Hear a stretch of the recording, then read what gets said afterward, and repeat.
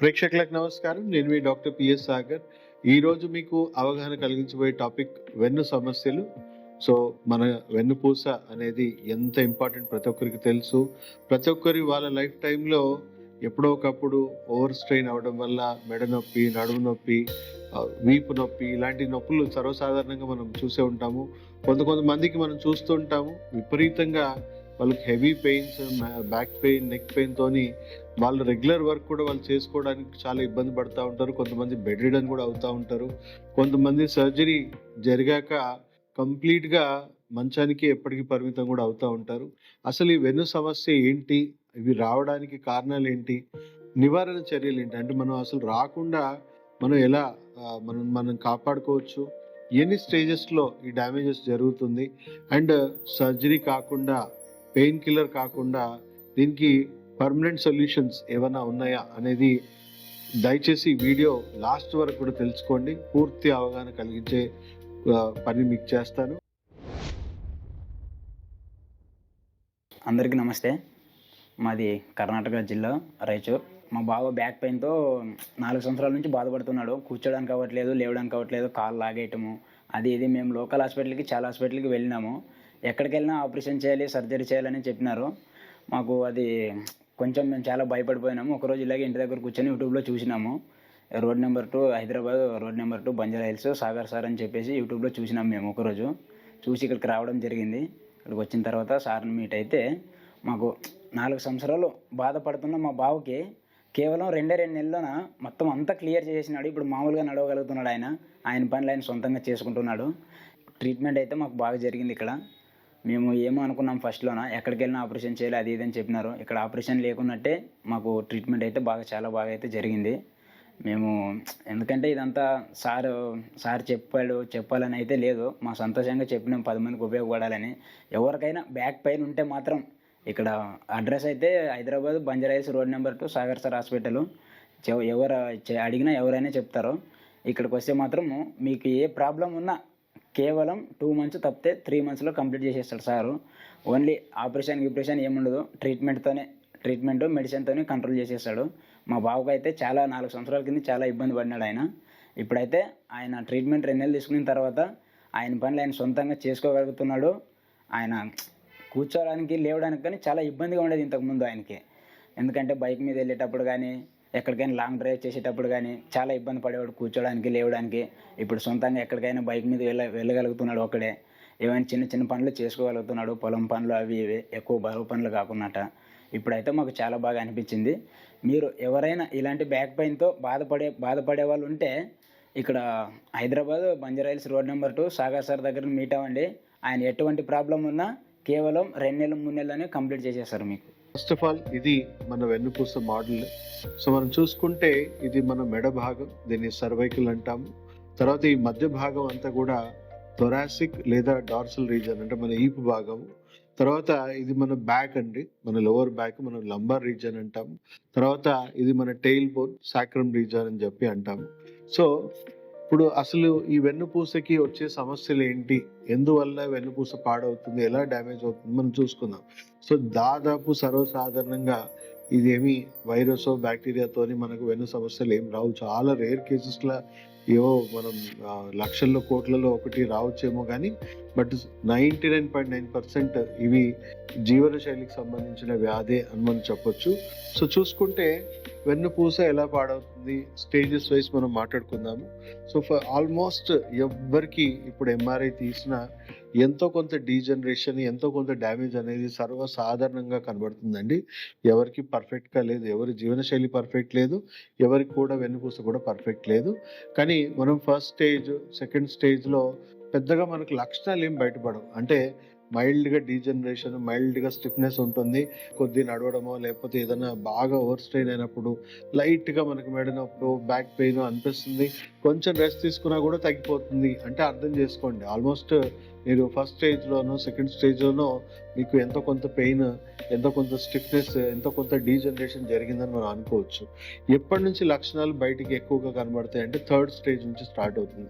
So almost third స్టేజ్‌కి వచ్చిందనుకోండి, మనకి ఎంతో కొంత ఈ డిస్క్లలో స్టిఫ్నెస్ రావడము, ఈ డీజనరేషన్ అవ్వడము, హెవీగా స్టిఫ్నెస్ రావడము, కొంతవరకు మైల్డ్గా డిస్క్ ప్రొలాప్సిస్ కూడా అవ్వడము. సో కొంచెం ఓవర్ స్ట్రెయిన్ అయినా లేదా మనం రెగ్యులర్ యాక్టివిటీస్ ఏవైతే మనం జాబ్ కానీ డెస్క్టాప్ వర్క్ కానీ ఓవర్గా కొద్దిగా స్ట్రెయిన్ అయినా కూడా పెయిన్ రావడము, కొంచెం ఎక్సర్సైజెస్ చేసినా మనకు ఉపశమనం కలగడము, లేదా ఎక్కువగా రెస్ట్ తీసుకుంటేనే మనకు ఉపశమనం రావడం, ఒక్కోసారి ఉపశమనం కూడా రాకపోయి మనం డాక్టర్ దగ్గరికి వెళ్ళాల్సిన పరిస్థితి వస్తుంది. సో యూజువల్గా మనం ఆ స్టేజ్లోనే, అంటే కొంతమంది హెల్త్ కాన్షియస్ ఉన్న వాళ్ళు డాక్టర్ దగ్గరికి వెళ్తారు, హెల్త్ కాన్షియస్ లేని వాళ్ళైతే డాక్టర్ దగ్గర కూడా వెళ్ళరు, వాళ్ళు ఇంట్లోనే రెస్ట్ తీసుకొని ఒంటిగా తగ్గించుకునే ప్రయత్నమే ఎక్సర్సైజ్ చేసో ఏదో చేసి తగ్గించుకుంటూ ఉంటారు. సో అలాంటప్పుడు మనకి ఏం జరుగుతుంది, డాక్టర్ దగ్గరికి పోతే ఒక ఎక్స్రే తీస్తాడు, కొంత గ్యాప్ వచ్చిందమ్మా, ఎందుకంటే డిస్ప్లే కనబడు ఎక్స్రేలో, సో కొంత గ్యాప్ వచ్చింది, కొంచెం స్టిఫ్నెస్ వచ్చింది, ఏం పర్లేదు రెస్ట్ తీసుకోండి, ఓ 2 రోజులు 4 రోజులు పెయిన్ కిల్లర్ వాడేసేయండి, అయినా తగ్గకపోతే ఓ ఫిజియోథెరపీ చేయించుకోండి అని చెప్పేసి మీకు పెయిన్ మేనేజ్మెంట్ ట్రీట్మెంట్ ఇస్తూ ఉంటారు.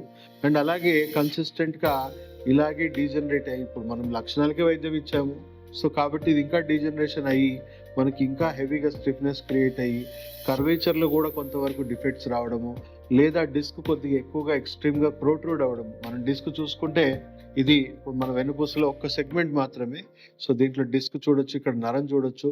సో మన బ్రెయిన్ నుంచి కంప్లీట్గా నర్వస్ సిస్టమ్ అంతా కూడా వెన్నుపూస ద్వారా పాస్ అవుతుంది. సో ఈ సర్వైకల్ రీజన్ నుంచి మన చేతి నరాలన్నీ కూడా పాస్ అవుతూ ఉంటాయి. సో మెడ దగ్గర నరాలు ఏమన్నా కంప్రెస్ అయ్యాయి అనుకోండి, విపరీతంగా మెడ నొప్పి, తల నరాలు కంప్లీట్గా కంప్రెస్ అయ్యి తల తిరగడము, తర్వాత వర్టిగో లాంటి కండిషన్స్ రావడము. సో మెల్లమెల్లగా చేతి నరాలన్నీ కూడా బాగా ప్రెస్ అయ్యి చేతి తిమ్మిర్లు ఎక్కేయడము, చేతుల్లో మంటలు రావడము, రేడియేటింగ్ పెయిన్స్ భుజాల్లో రావడము అలా జరుగుతూ ఉంటుంది. అదే మధ్య భాగంలో డీజనరేషన్స్ అయ్యాయి అనుకోండి, ఈపు భాగంలో బాగా క్రాంప్స్ రావడము, పెయిన్స్ రావడము, రేడియేటింగ్ పెయిన్స్ రావడము, లంబార్ రీజన్లో లోవర్ బ్యాక్లో వచ్చింది అనుకోండి, కంప్లీట్గా మనకి సివియర్గా బ్యాక్ పెయిన్స్ రావడము. అండ్ కాళ్ళకు సంబంధించిన నరాలన్నీ ఇక్కడ నుంచే పారుతూ ఉంటాయి కాబట్టి కాళ్ళలో రేడియేటింగ్ పెయిన్స్, మంటలు, బర్నింగ్ సెన్సేషన్స్ ఇలాంటివి వస్తూ ఉంటాయి. సో ఆల్మోస్ట్ 4th స్టేజ్లో చాలా తీవ్రంగా సిమ్టమ్స్ ఉంటాయి కాబట్టి డాక్టర్ దగ్గరికి వెళ్తాము. కొంచెం హెవీగా పెయిన్ కిల్లర్స్, ఈ మధ్య అనస్థీషియా ఇంజెక్షన్స్ కూడా ఇచ్చేస్తున్నారు పెయిన్ మేనేజ్మెంట్కి. సో మేనేజ్మెంట్ ట్రీట్మెంటే జరుగుతుంది. సో 4th స్టేజ్లో కొంతమందికి సర్జరీ సజెస్ట్ చేస్తారు, కొంతమందికి చేయరు. బట్ ఇంకా కొద్దిగా ప్రోగ్రెస్ అయిపోయాక 5th స్టేజ్లో మీ పని మీరు చేసుకునే పరిస్థితులు ఉండరు. హెవీ పెయిన్స్కి మీరు బెడ్ రిడన్కి అయినా కూడా మీకు విపరీతంగా నొప్పులు అలాగే కొనసాగుతూ ఉంటాయి. సో అప్పుడు చూసుకుంటే ఎంఆర్ఐ తీస్తే మీ డిస్క్ హెవీగా ప్రొలాప్స్ అయిపోయి ఉంటుంది, నరం పూర్తిగా కంప్రెషన్లో ఉంటుంది. సో కంపల్సరీ మీకు సర్జరీ అండర్గో కావాలని చెప్తారు. యూజువల్గా ఈ డిస్క్ నరం ఆల్మోస్ట్ బాగా ప్రెస్ అయిపోయి ఉంటుందండి, బాగా విపరీతంగా ప్రెస్ అయిపోయి ఉంటుంది. సో ఆ డిస్క్ని ట్రిమ్ చేసేటప్పుడు, డిస్క్ని సర్జికల్గా మీరు కట్ చేసేటప్పుడు నరానికి కొంచెం అన్న దెబ్బ తగులుతుంది. దానివల్ల నరం కంప్లీట్గా ఎప్పటికీ సిగ్నల్స్ అనేవి కంప్లీట్గా బ్లాక్ అయిపోయి మీకు నొప్పి ఉండదు, స్పర్శ కూడా పోతుంది. సో ఒకవేళ లంబార్ రీజన్లో మనకు సర్జరీస్ ఫెయిల్ అయ్యాయి అనుకోండి, కాళ్ళు పడిపోవడము, అదే మెడ రీజన్లో మనకు సర్జరీ ఫెయిల్ అయిందంటే పర్మనెంట్గా కాళ్ళు చేతులు పడిపోవడానికి జరుగుతూ ఉంది, ఇప్పుడు జరుగుతుంది అదే అండి. సో ఇక్కడ మనం అప్రోచ్ చూడండి, ట్రీట్మెంట్ అప్రోచ్ చూడండి. మనకి లోపల ఫస్ట్ ఇవి ఎందుకు డ్యామేజ్ అవుతున్నాయి, వెన్నుపూస డైరెక్ట్గా వెన్నుపూసలో మీకు ఏదైనా బయట నుంచి ఏదైనా గుద్దింది, యాక్సిడెంట్ అయింది, లేదా కింద పడి కదిలింది అంటే ఏ ప్రకృతి సహజమైన డ్యామేజ్ జరగలేదు, ఆర్టిఫిషియల్గా బయట నుంచి జరిగింది అనుకుందాం, దానికి మనం ఒప్పుకుందాం కరెక్టే అని. బట్ చాలా మందికి 90% జీవనశైలి వ్యాధులతోనే వస్తున్నాయి. మనం టైంకి తినట్లేదు, ఇక్కడ మన జీర్ణకోశం ఉంటుంది, ఇక్కడ మన యూరినరీ బ్లాడర్ సంబంధించింది ఉంటుంది. సో టైంకి తినట్లేదు, మన గట్ హెల్త్ పాడవుతుంది, యాసిడ్స్ పెరిగిపోతూ ఉన్నాయి, రాంగ్ హ్యాబిట్స్ ఉన్నాయి మనకి.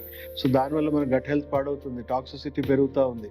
సో వీటి నుంచి వచ్చే విషవాయువులన్నీ తగిలి ఈ వెన్నుపూస అంతా కూడా ఒక పచ్చి కొమ్మ నుంచి ఎండు కొమ్మలాగా డీహైడ్రేట్ అయిపోయి లోపటి నుంచి స్ట్రక్చరల్గా వీక్నెస్ వచ్చి మెల్లిమెల్లిగా దాని ఒరిజినల్ కర్వేచర్లో డిఫెక్ట్స్ రావడము, డీజనరేట్ అయిపోయి డిస్కులు డీహైడ్రేట్ అయిపోయి చిరిగిపోయి డిస్కులు ప్రోట్రూడ్ అవ్వడము, నరాలు తీవ్రంగా కంప్రెస్ అవ్వడం జరుగుతుంది. సో ఇక్కడ అర్థం చేసుకోవాల్సింది ఏంది, ఇప్పటి వరకు మీకు చెప్పిన ట్రీట్మెంట్లో ఈ గట్ హెల్త్ని రీసెట్ చేయడం కానీ, ఇన్ఫ్లమేషన్ని తగ్గించడం కానీ, లేదా కొన్ని కేసెస్లో ఆటోఇమ్యూన్ డిసార్డర్స్ అంటే యాంకిలోజింగ్ స్పాండిలోసిస్ అంటాం, మొత్తం వెన్నుపూస డీహైడ్రేట్ అయిపోతుంది, డీజనరేట్ అయిపోతుంది, ఫ్యూజ్ అయిపోతూ ఉంది. సో ఈ లక్షణాలకే వైద్యం ఇస్తున్నాం కానీ రోగ మూలాలని కంప్లీట్గా నెగ్లెక్ట్ చేయడం వల్ల రోగం అనేది ఏ స్టేజ్లో కూడా ఆగట్లేదు. అండ్ లాస్ట్ స్టేజెస్లో చూసుకుంటే ఇది చాలా స్ట్రక్చరల్గా హెవీ వీక్నెస్ వల్ల మీరు చేసుకునే చిన్న చిన్న దినచర్య యాక్టివిటీస్ కూడా ఎక్కువ ప్రెషర్ బిల్డ్ చేసి ఇంకా ఎక్కువ స్ట్రక్చరల్గా టేర్ డ్యామేజ్ యాడ్ చేస్తూ ఉంటాయి.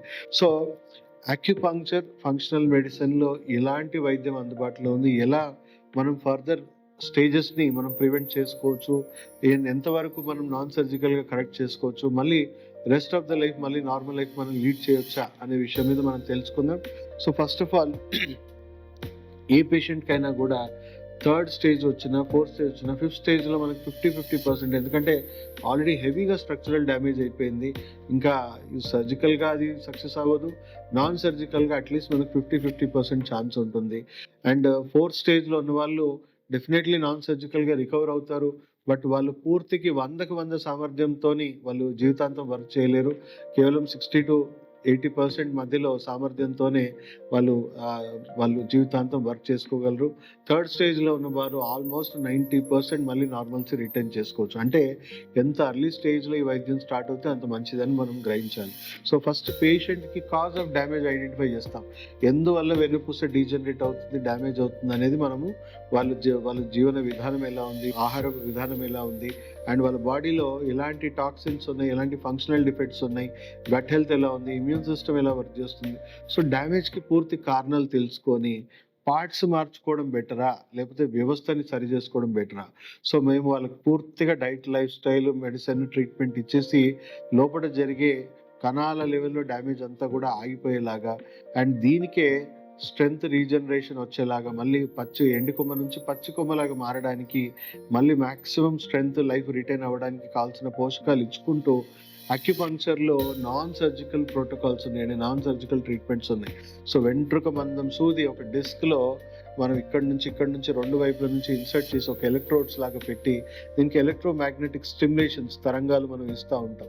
సో ఇలా స్టిమ్యులేట్ చేస్తూ ఉంటాం. సో పేషెంట్ కండిషన్ బట్టి, ఆ డిస్క్ ప్రొలాప్సిస్ బట్టి వాళ్ళ ఎంఆర్ఐని అన్ని స్టడీ చేసి ఎన్ని సెషన్స్లో మనం నాన్ సర్జికల్గా ఈ కరెక్షన్ చేయొచ్చు అని చెప్తాము. యూజువల్గా క్రానిక్ కేసెస్లో మాకు 2 months ట్రీట్మెంట్లో మేము కంప్లీట్గా రికవర్ చేయొచ్చు. అంటే దాదాపు 4th, 5th స్టేజ్లో ఉన్న వాళ్ళకి 2 months to 3 months కూడా పట్టొచ్చు. అక్యూట్ స్టేజ్ ఉంటే 1 to 2 months లోపే మనం ఈ నాన్ సర్జికల్ కరెక్షన్ చేయొచ్చు, అంటే almost 3rd to 4th stage ఉన్న వాళ్ళకి. సో తక్కువ టైంలోనే మనము ఆ డిస్క్లు ఏవైతే ఉన్నాయో, ఏవైతే ఈ నాన్ సర్జికల్ ట్రీట్మెంట్స్ అంటే మిమ్మల్ని కొయ్యకుండా, మిమ్మల్ని డ్యామేజ్ చేయకుండా, మీ నరాల మీద ఎలాంటి డ్యామేజ్ గురి చేయకుండా మనం డిస్క్లని మళ్ళీ వెనక్కి రీసెట్ చేయడము. ఒకవేళ డిస్క్లు కదిలే పొజిషన్లో లేవనుకోండి, మెల్లిగా న్యూరోఫిజియాలజీ మారుస్తాం, అంటే మెల్లిమెల్లిగా స్టిమ్యులేట్ చేసుకుంటూ నరాలని కొద్దిగా డీవియేట్ చేయడం వల్ల వాటి మీద ఉన్న ఒత్తిడి తగ్గిపోయి మీకు ఎలాంటి పెయిన్ అనేది, రేడియేటింగ్ పెయిన్స్ అనేవి ఉండకుండా చేయొచ్చు. అండ్ ఎంత అర్లీ స్టేజ్లో మనం ఈ ట్రీట్మెంట్ స్టార్ట్ చేస్తే అంత తక్కువ డ్యామేజ్తో, అంత తక్కువ ట్రీట్మెంట్తో మనం బయటపడవచ్చు.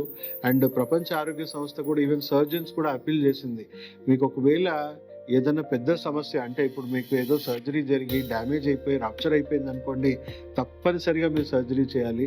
బట్ ఒకవేళ బాడీలో ఉన్న ఫంక్షనల్ డిఫెక్ట్స్ వల్ల, జీవనశైలి వల్ల మనకి డ్యామేజ్, డీజనరేషన్ జరిగి పేషెంట్ సఫర్ అవుతే, పెయిన్ కిల్లర్స్ లాంగ్ టర్మ్ వాడి వాళ్ళ కిడ్నీలు ఫెయిల్ అవ్వకూడదు. సో సర్జరీస్ ఏవైతే ఉన్నాయో చాలా మందికి 10లో 9 మందికి వాళ్ళు కాలు చేతులు పడిపోయే అవకాశాలు ఎక్కువ ఉన్నాయి. సో ప్రపంచ ఆరోగ్య సంస్థ కూడా మన అక్యుపంక్చర్ ట్రీట్మెంట్ ప్రతి హాస్పిటల్లో కూడా ఇంటిగ్రేటెడ్ అప్రోచ్లో దీన్ని ఇంట్రడ్యూస్ చేస్తున్నారు. Shortly AIIMS hospital, already Gangaram hospital, Safdarjung హాస్పిటల్లో ఢిల్లీలో ఎప్పటి నుంచో స్టార్ట్ అయ్యాయి, సెంట్రల్ గవర్నమెంట్ హాస్పిటల్స్లో. ఇప్పుడు ఎయిమ్స్లో కూడా స్టార్ట్ అవబోతున్నాయి. 2028 to 30 లోపు ప్రతి హాస్పిటల్ కూడా ఇది రాబోతుంది. కానీ మనం ముందే అవగాహన తెచ్చుకొని మీరు మమ్మల్ని అప్రోచ్ అవ్వడం వల్ల మీరు అనవసరమైన సర్జరీస్ని కానీ అనవసరమైన మెడికేషన్ని కానీ వాడకుండానే మీరు రికవర్ అవ్వచ్చు. సో చాలా సింపుల్ ప్రొసీజర్స్, కానీ ఎంత లేట్ అవుతా అంత కాంప్లికేట్ అయిపోతూ ఉంటుంది. అంతే లెవెల్లో మీరు కూడా సఫరింగ్ పెరిగిపోతూ ఉంది, ఖర్చు కూడా పెరిగిపోతూ ఉంటుంది. సో దయచేసి ప్రతి ఒక్కరికి వెన్ను సమస్యలకి సంపూర్ణ పరిష్కారం అక్యుపంక్చర్లో, అది కూడా ఫంక్షనల్ మెడిసిన్ కాంబినేషన్లో మీకు అద్భుతమైన ఫలితాలు ఉన్నాయి. ఎంతోమంది ఇప్పుడు మీకు చాలా టెస్టిమోనియల్స్ కూడా మేము ప్లే చేస్తాము. చాలామంది యంగ్స్టర్స్ నుంచి చూసుకుంటే ఓల్డ్ ఏజ్ వాళ్ళు కూడా చాలామంది ఉన్నారు. సర్జరీ కండిషన్స్లో ఉన్న వాళ్ళు మా దగ్గరికి వస్తారు. వాళ్ళు రికవర్ అయ్యాక 15 years 20 years దాటిపోయినా కూడా వాళ్ళకి మళ్ళీ ఇంకో చిన్న కంప్లైంట్ కూడా లేదు. ఎందుకంటే వాళ్ళకి ఏ జీవన శైలి వల్ల వాళ్ళకి వస్తూ ఉందో వాళ్ళకి ఆ జీవన శైలిని సరి చేసుకోమంటాం. కరెక్ట్, మా పని సర్వీసింగ్ వరకే, మెయింటెనెన్స్ ఎలా చేసుకోవాలో కూడా మేము నేర్పిస్తాం. అవి పాటించడం వల్ల మళ్ళీ మీరు మెడిసిన్స్ వాడాల్సిన అవసరం ఉండదు. దీని గురించి మళ్ళీ తిరిగి చూసుకోవాల్సిన అవసరం కూడా లేదు. సో ఆల్రెడీ మోర్ దెన్ 95% పేషెంట్స్లో ఎలాంటి రిలాప్స్ లేకుండా సర్జికల్ కండిషన్స్ కూడా రికవర్ అయిపోయి పూర్తి నార్మల్ లైఫ్లో ఉన్నారు. సో దయచేసి వీడియో ప్రతి ఒక్కరికి షేర్ చేయండి, మా వీడియోస్ని లైక్ చేయండి, సబ్స్క్రైబ్ చేయండి. చాలామందికి ఈ అవేర్నెస్ లేక అనవసరంగా పెయిన్ కిల్లర్స్ వాడేసి సర్జరీస్ తీసుకొని జీవితాలే పాడు చేసేసుకుంటున్నారు. సో ఈ వీడియో మీరు వాళ్ళకి చేర్చడం వల్ల వాళ్ళకి లైఫ్ మీద ఒక హోప్ కలిగినట్టు ఉంటుంది. అనవసరమైన వైద్యానికి, అనవసరమైన రిస్క్కి దూరంగా వాళ్ళు ఆరోగ్యంగా ఉండడానికి దోహదపడుతుంది. సో దయచేసి వీడియో ప్రతి ఒక్కరికి షేర్ చేయాల్సిందిగా మీ అందరినీ మళ్ళీ కోరుకుంటూ సెలవు తీసుకుంటూ మీ డాక్టర్ సాగర్.